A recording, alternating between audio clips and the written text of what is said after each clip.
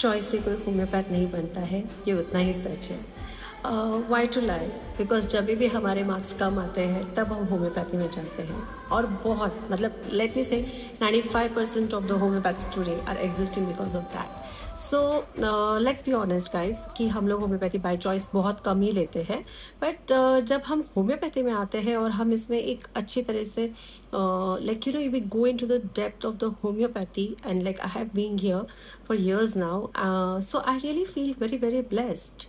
So this video is for the students who are going to appear for NEET or have appeared and are going to choose their life in medical field, and they always try to reappear for the NEET because they are not getting the desired seat what they are always seeking.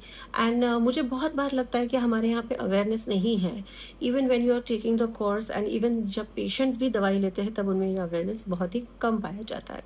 तो मुझे ऐसा लगता है कि एक homeopath के अंदर क्या गुण होना चाहिए। तो सबसे पहले अगर आपको होम्योपैथी लेना है तो सबसे इम्पॉर्टेंट है आपको बहुत अच्छा लिसनर बनना पड़ेगा। बिकॉज बिलीव मी और नॉट, आज के डेट में जो एवरेज कंसल्टिंग टाइम है एनी डॉक्टर और एनी फिजिशियन और any let's say expert in a biggest hospital is not more than 5 to 10 minutes। And एक होम्योपैथी डॉक्टर जो एक ऐसा डॉक्टर है जो कम से कम एक केस टेकिंग में 30 मिनट्स तो लगा ही देता है। तो और आजकल पता है जब पेशेंट्स मेरे से आके बात करते हैं तो जैसे डॉक्टर हमारा कोई बात सुनता ही नहीं है। तो मतलब हमें कोई पूछता ही नहीं कि हमें लग क्या रहा है। तो सुनने, listening is the biggest virtue I think you should have. Second thing is empathy, because आपको पेशेंट के शूज़ में जाके सोचना पड़ता है कि भाई बीइंग अनप्रेजुराइज्ड, मतलब आपको उसमें इमोशंस में बहना नहीं है, बट आपको अनप्रेजुराइजली उनका एम्पैथेटिकली विचार करना पड़ता है। और third thing is patience. Lot of patience, Perseverance and consistency is needed in this field. And अगर आपके अंदर ये गुण है तो बेझिझक बेशक आप इस हीलिंग वर्ल्ड में आ जाइए, because this is a beautiful science which is also having an artistic approach to it, because every homeopath का अपना एक आर्ट होता है। साइंस तो हम सब यूज़ करते हैं, बट मैं किस तरीके से अपने पेशेंट के साथ अप्रोच करती हूँ ये मेरी आर्ट है।